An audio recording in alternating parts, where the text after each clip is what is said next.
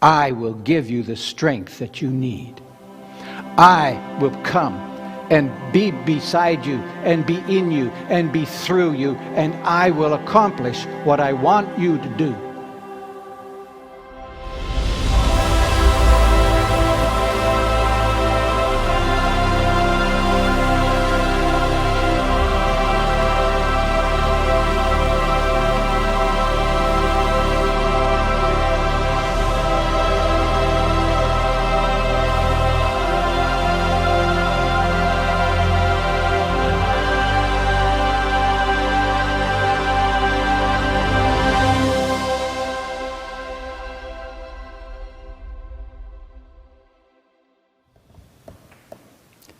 Good morning. Once again, I almost said it's good to see you this morning, but I guess the seeing is still one way. And so you will have to put up with seeing me and I not seeing you. He'd never actually met God, although he had heard of people who had long ago. And thus, of course, he had never actually seen God do anything out of the ordinary, although he had heard of people who had long ago. And he believed that God could show himself in a miraculous and strong way, sort of. And so, thus, of course, he had never actually experienced a personal relationship with God, although he had heard of those who had, but mostly long ago. And so he believed that it was possible, in a theoretical sort of way. He had heard many great stories about God and about God's action and activity on behalf of his people long ago. And he had given some sort of intellectual assent to these sorts of things. But deep in his heart, he had some questions, some very pointed questions, which he would like to ask God if he ever got a chance to do that. But mostly he was too busy to worry about God things at all very often. Life was a real struggle, and he was having a terribly difficult time making ends meet. Vandals had been stealing his livestock and coming in and destroying his crops on a regular basis. He worked night and day, but he couldn't seem to get ahead. It didn't seem to matter what he did. There never was enough. He couldn't catch up. And so his questions would have to wait. Wait to get priority in his own life, let alone find God to ask him. Questions like, why is this happening to me? Questions like, where are you, God? Questions like, why have you hung me out to dry? Questions like, why is everything so tough? I remember one beautiful sunny Sunday. Church had closed, and I was standing out on the deck, shaking people out as they left, and one woman stopped and looked at me and said, "Pastor, why is all this happening to me? I'm a good person." With the theological understanding that apparently she had, that good people should always have good things happen to them, and that's God's business to make that so.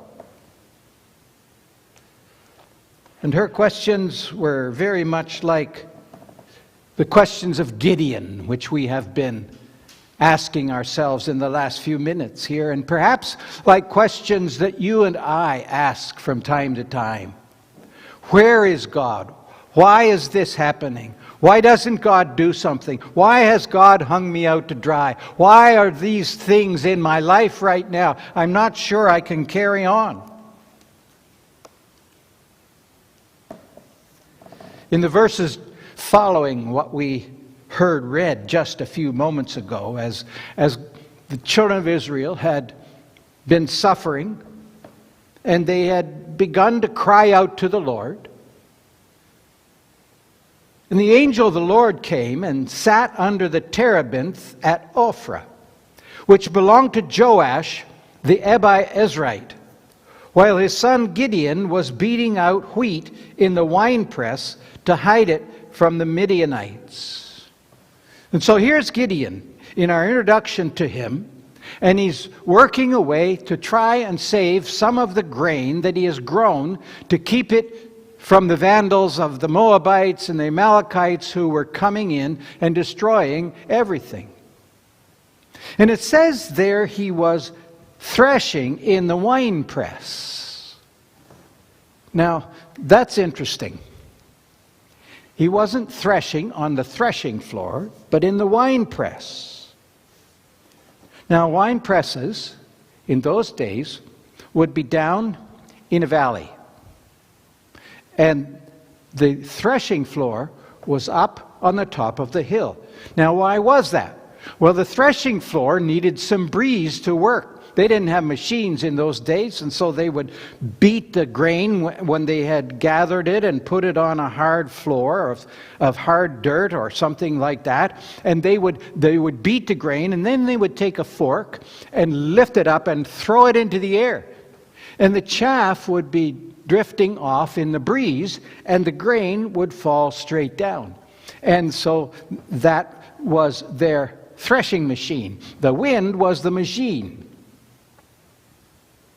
But he can't do that.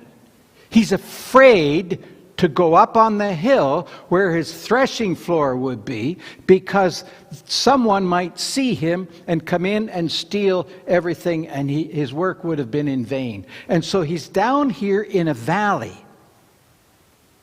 He's got to work twice as hard. He's going to have to throw it up several times to get enough breeze down there in the valley to do his threshing.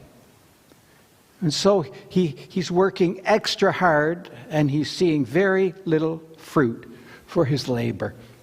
It says quite plainly here, he's living in fear of the Amalekites and the Moabites. Now what happens? Just as he's slaving away and doing his threshing, no breeze, trying to make some breeze, and then suddenly, he's not alone. Verse 12 says, "And the angel of the Lord appeared to him and said, 'The Lord is with you, O mighty man of valor.'" Are you kidding me? "O mighty man of valor." Trust me, folks, Gideon is no mighty man of valor. Not at all. Gideon is a fearful man.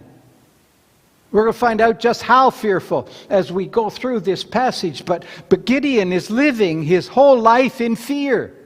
And so this angel comes along and says, "Hail, mighty man of valor." And I can see Gideon looking around. Who's he talking to? Who's this angel? He's not talking to me, because I'm not a mighty man of valor. How can the angel say that? How could God say of Gideon, "You're a mighty man of valor"?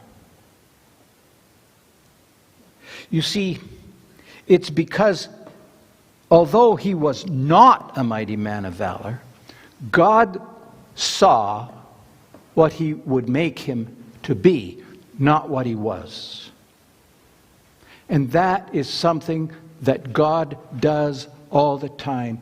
He sees what he will make us to be, not what we are when we first come to him. Indeed, We don't come to him, he comes to us. The angel came to Gideon. Gideon wasn't looking for an angel. Gideon was just trying to get some food for his family. And he's living in unbelief.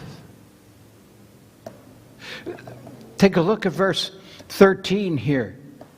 It says, "And Gideon said to him, 'Please, my Lord, if the Lord is with us, why then has all this happened to us? And where are all his wonderful deeds that our fathers recounted to us, saying, Did not the Lord bring us up from Egypt?'" The questions. If, why, where, how, but.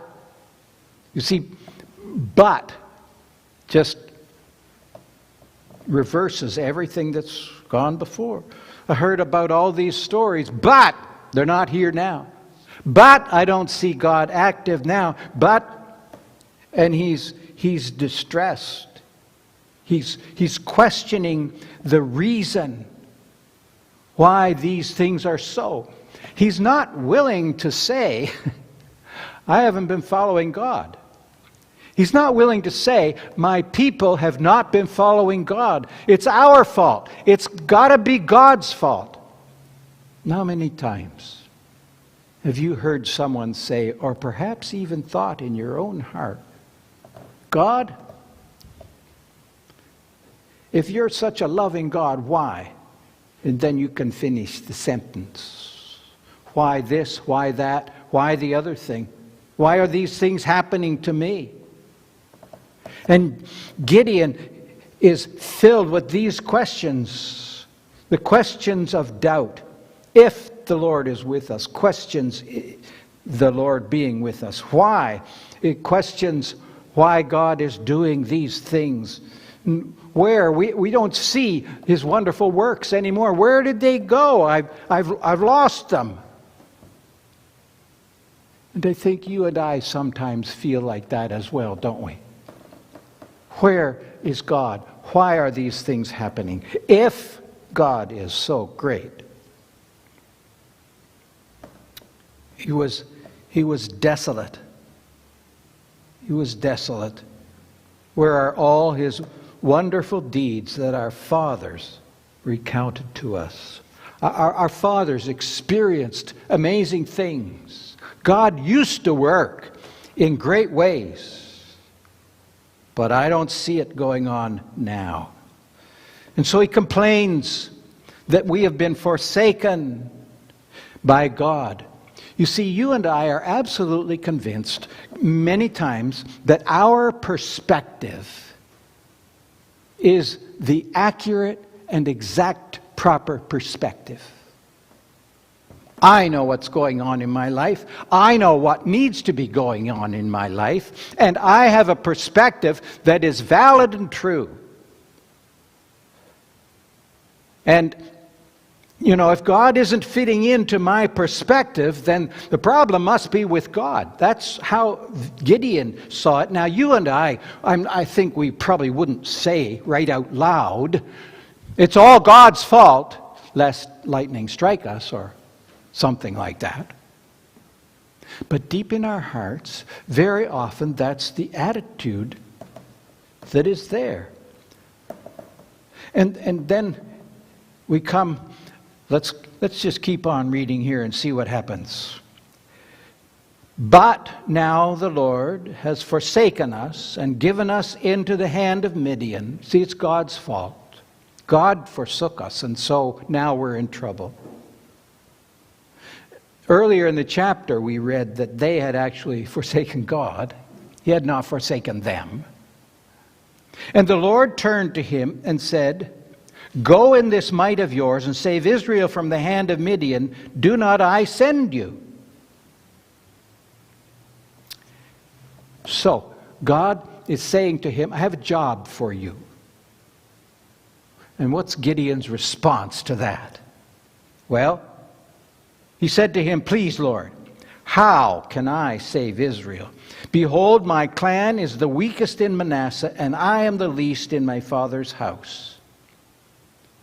Oh dear, woe is me. I come from a small family. We are an insignificant bunch.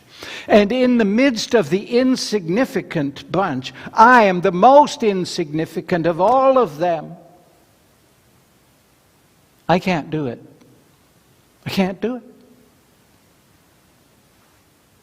And how often do you and I, when there is a challenge ahead of us, say, Lord, I can't do that. I can't do it. It's not my gift. But could God enable you to do it? You see, the only thing that God is interested in doing in my life is what I cannot do.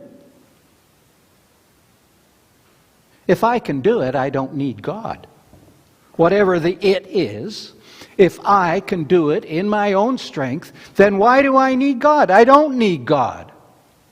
I need God to do the things I can't do. So Gideon, okay, you can't do it. That's all right. Could God do it through you? So, church member in the 21st century, could God do something through you? The issue is not how great you are. The issue is how great God is. The issue is not what ability do you have. The question is, what ability does God have? And so you and I must face this fact that God can do in us and through us what He wants to do if we will allow Him to do that. I wonder if Gideon is open to that. It looks to me like he's not very open to that. And the Lord turned to him and said, Go in this might of yours and save Israel from the hand of Midian. Do not I send you? And he said to him, Please, Lord, how can I save Israel? And so forth. So the Lord said to him, But,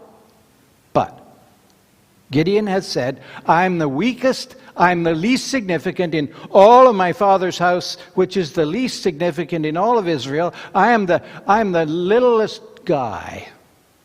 I got nothing for you, God. And the Lord said to him, But, remember now, but just changes everything. When we say to God, yes, but, that means no. Yes, but means no. And so the angel says to Gideon, yes, but, which means, no, Gideon, that's not the deal. Here's the deal. I will be with you, and you shall strike the Midianites as one man. I will be with you. When God comes to you and me and says, I have something for you to do, He also always says, I will be with you. I will give you the strength that you need. I will come and be beside you and be in you and be through you, and I will accomplish what I want you to do. You will strike the Midianites, he told him. You see, he started off in a place of false humility and a place of resourcelessness. He had good company in that. Moses, hundreds of years earlier, had said exactly the same thing to God when God came and said, You're going to deliver the children of Israel. You're going to lead them out of Egypt. And Moses said to God, Who, me?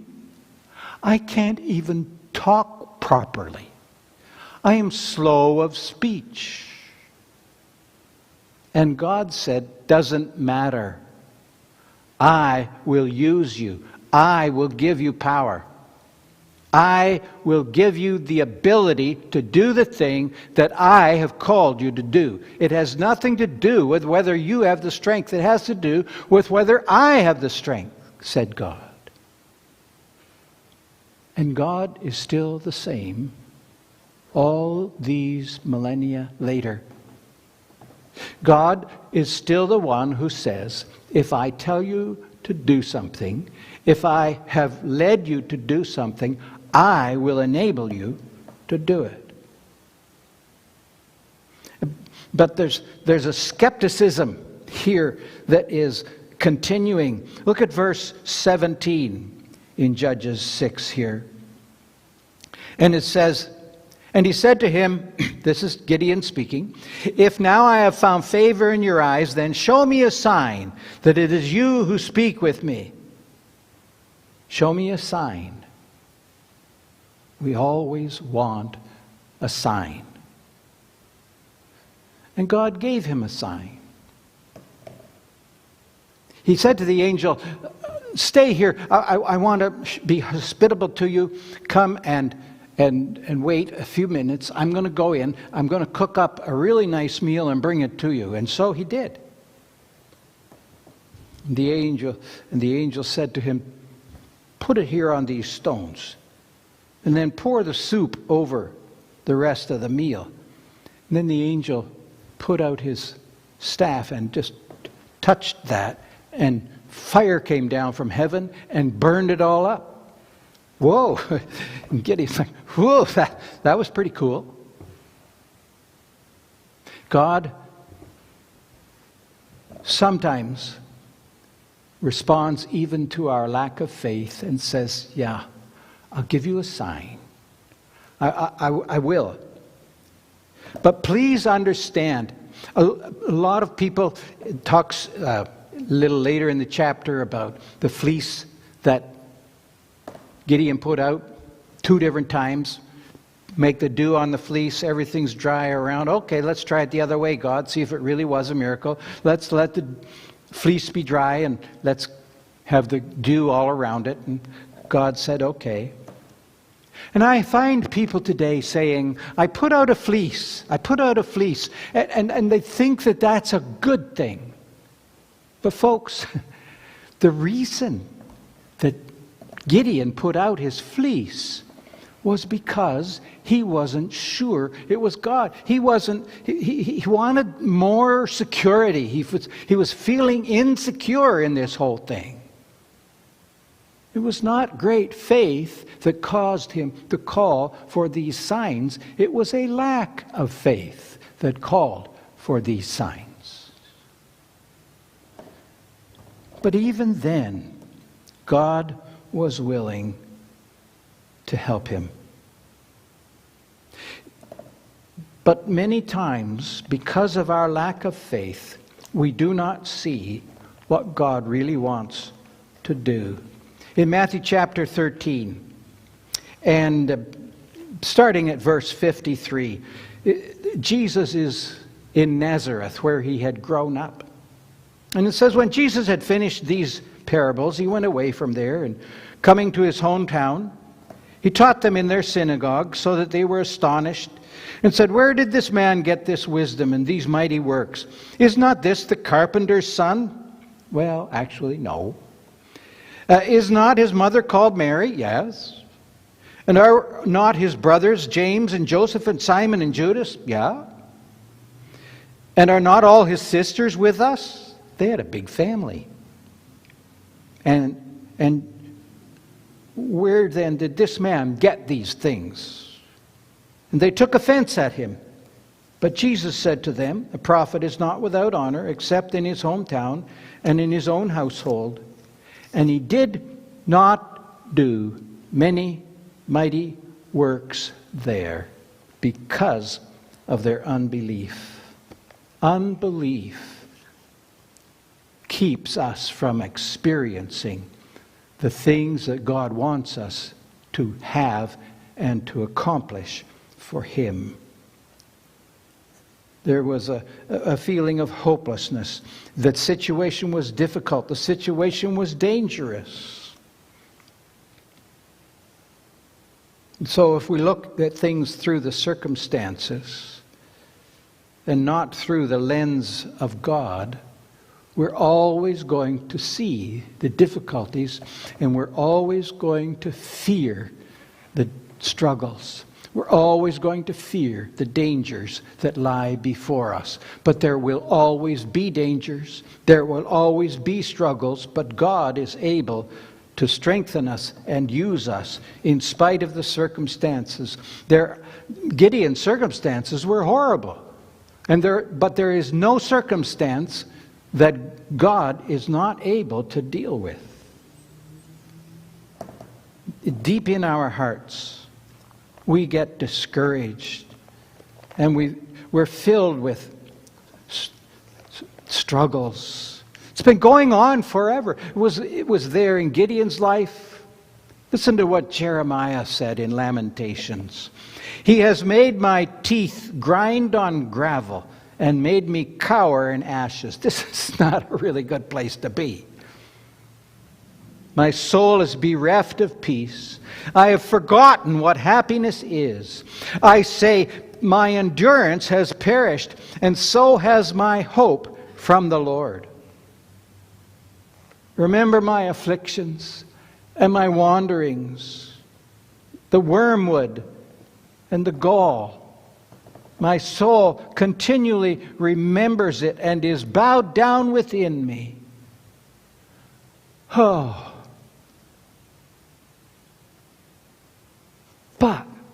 But this I call to mind, and therefore I have hope. When all seems lost, I bring to my mind certain things, and when my mind understands these things, I have hope in my heart. It changes the way I look at things, and it changes my entire outlook and my experience. But this I call to mind, and therefore I have hope. The steadfast love of the Lord never ceases. His mercies never come to an end. They are new every morning. Great is your faithfulness. The Lord is my portion, says my soul. Therefore I will hope in Him. The Lord is good to those who wait for Him, to the soul who seeks Him. It is good that one should wait quietly for the salvation of the Lord. Or again, we could think of the psalmist in Psalm 73, who said, my feet had well nigh slipped when I looked and saw the way of the godless and how wonderfully well they were doing. When he took his eyes off God, it looked like all the good people are having bad things happening to them, and all the bad people are having good things happen to them. It wasn't true, but that's the way it looks when I take my eyes off God, when my faith fails, when I am totally focused on myself.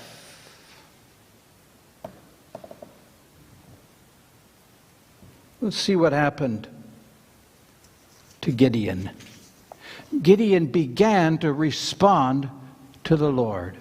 And it says, then Gideon built, well, let's go back and see what the Lord said to him. He said, peace be to you. Do not fear, you shall not die. Then Gideon built an altar to the Lord and called it, the Lord is peace. To this day it still stands at Ophrah, which belongs to the Abiezrites. Gideon's situation hadn't changed at this point, but his faith had begun to grow, and he built an altar, and he called it, the Lord is peace. His heart had been changed. He had come into this personal relationship with God that brought peace to his heart. When he focused on God and not his situation, his whole outlook changed and peace came into his heart. Maybe there are some of you watching this morning who have never come to that place of a personal relationship to God that has brought peace into your heart. You're still struggling with all these things going on around you. But God has promised to those who will come to him that he can bring peace into our hearts, a relationship of peace with him, peace in the confidence that God is in control of my life, and that whatever happens, it's okay, because ultimately God is going to do the right thing in my life, the thing that is best for me, the thing that he knows is best for me. Have you come to that place of a personal relationship by faith in Jesus Christ, a personal relationship with God? That's his offer to you this morning, is a personal relationship with him. And for those of us who have already come to that relationship, God's promise to us is that we can experience this peace day by day in our lives at a difficult time. This was a horrible time for Gideon. Everyone was against him. And his heart had been filled with fear to cause him to go down there and try and winnow in the wine press at the bottom of the hill. But when he began to turn his focus, no change in his circumstances yet, that will come later, but he began to turn his focus from self to God, from the situation around him to the promises of God. And when you and I focus on the promise of God, it changes everything in our lives. It does. He was finally fully committed to God. God said to him, tear down that pagan altar. He was still terrified to do it, but he did it. He did what he was afraid to do. He did it at nighttime, the Bible tells us here, so that his father and family and the townspeople wouldn't know. But he did what God had asked him to do. And that changed everything. When you and I do what God asks us to do, and when we believe that he is going to follow through on his promises, when we place our faith not only for salvation, but for our daily lives, for our experience, for the situation that is before us, whatever that may be, when we focus on God, we'll have peace in our hearts. And God can go to work and accomplish the thing that he wants to do in you and in me. Father, I pray that we may turn our focus from our situation and ourselves and seek the focus that is you.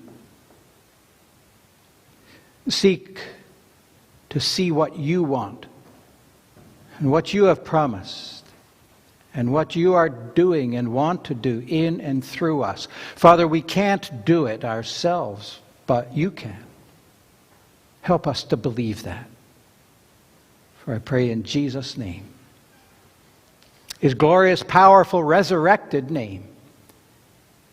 Amen. Please join us as we sing this last song together.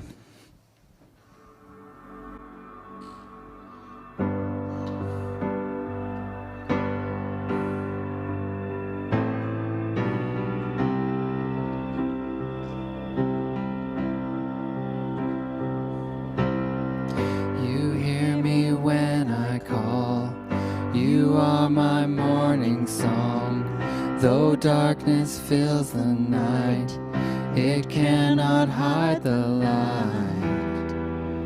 Whom shall I fear? You crush the enemy underneath my feet.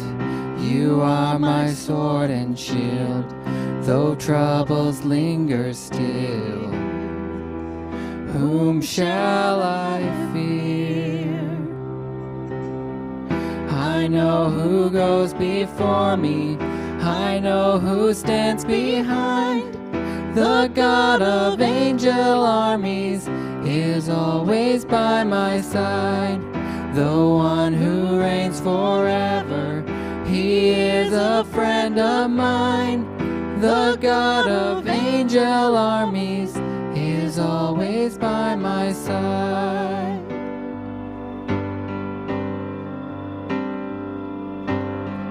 My strength is in your name, for you alone can save.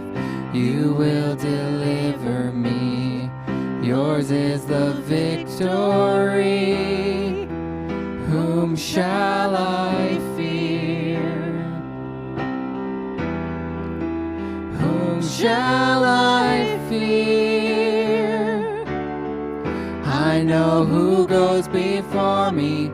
I know who stands behind. The God of angel armies is always by my side. The one who reigns forever, he is a friend of mine. The God of angel armies is always by my side. And nothing formed against me shall stand. You hold the whole world in your hands. I'm holding on to your promises. You are faithful. You are faithful. And nothing formed against me shall stand. You hold the whole world in your hands. I'm holding on to your promises. You are faithful. You are faithful. You are faithful.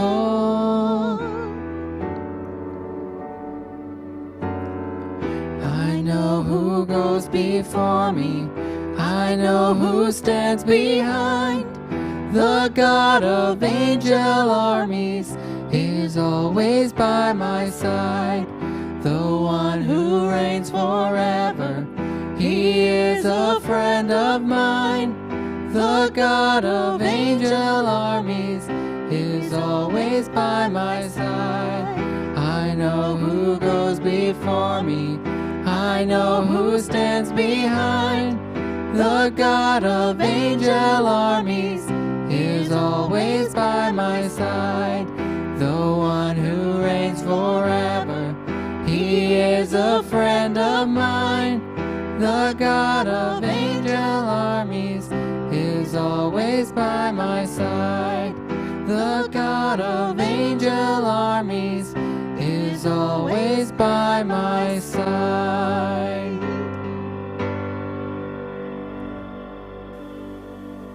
Thank you for joining our broadcast today of Hope of Glory, presented by North Broadway Baptist Church in Tillsonburg, Ontario. If you have any questions about today's service or any prayer requests, please let us know. Our email is northbroadwaychurch@gmail.com, or you can send us a private message on Facebook or Instagram. To find out more information about us, you can check out our website at northbroadwaychurch.ca. There you can also find out about special events and different ministries for kids, youth, and adults. From everyone here at North Broadway, thank you, and we look forward to having you join us again next week.